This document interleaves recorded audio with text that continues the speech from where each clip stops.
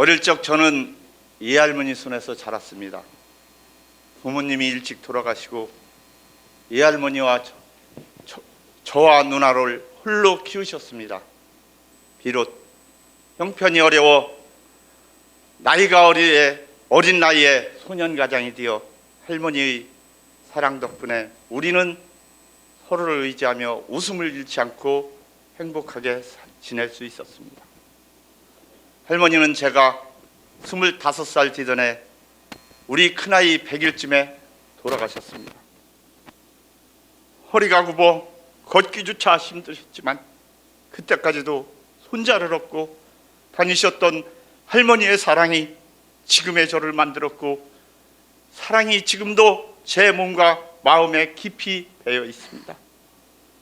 할머니가 돌아가신 후 저는 처가가 있는 안양으로 이사를 했습니다.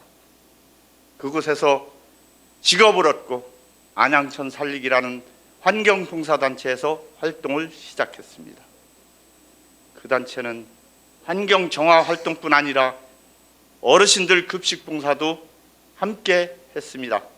급식 봉사는 저에게 특별한 의미가 있습니다.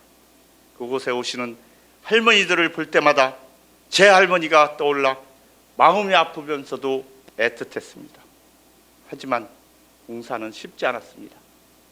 밖에 줄을 서서 밥을 기다리시는 어르신들을 못마땅해하시는 주변 상인들과 부족한 예산 때문에 급식소를 자주 옮겨야 했습니다. 그러던 중 사무실을 수리하던 중 튀어나온 못에 눈을 다치는 사고를 당했고 거의 실명 상태를 이르렀습니다. 그 후 2번의 대수술을 받았으나 여전히 한쪽 눈은 보이지 않습니다. 사고로 인해 저는 직장이었던 건물 관리 일을 그만두게 되었죠. 지금의 글을 읽고 쓰는 일은 더욱 어렵습니다. 그럼에도 불구하고 자원봉사만큼은 멈추지 않았습니다. 안양에서 시작한 자원봉사는 세종에서도 여전히 활동하고 있습니다.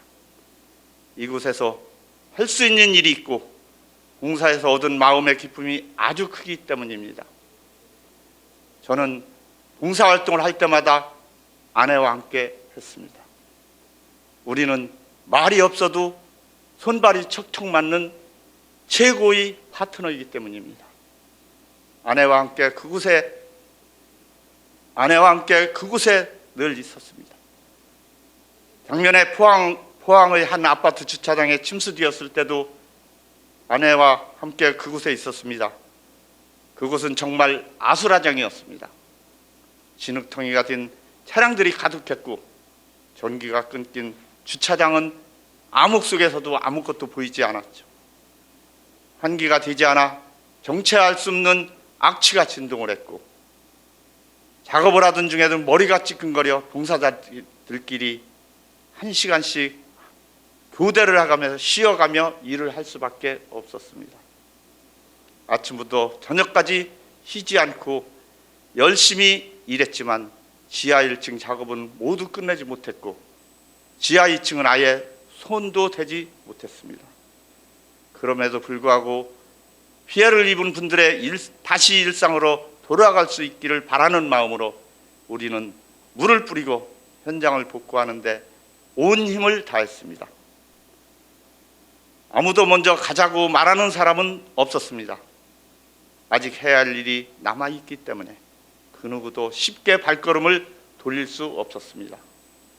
자원봉사는 말 그대로 자발적으로 하는 것이지 그렇게 할 때 진정한 기쁨을 얻을 수 있습니다. 봉사는 특별한 능력이 필요하지 않습니다. 함께하는 마음만 있으면 충분합니다. 수해복구 현장에서도 모두가 힘들게 할 필요는 없습니다. 자신의 체력을 맞게 봉사하고 힘들 땐 옆에 앉아 웃어주는 것만으로도 충분합니다. 작은 행동이 동료와 대상자에게 큰 힘이 될 수 있습니다. 봉사는 사람을 살리는 아름다운 중독입니다. 자원봉사에 중독되면 어느새 변해가는 내 모습을 발견하게 됩니다.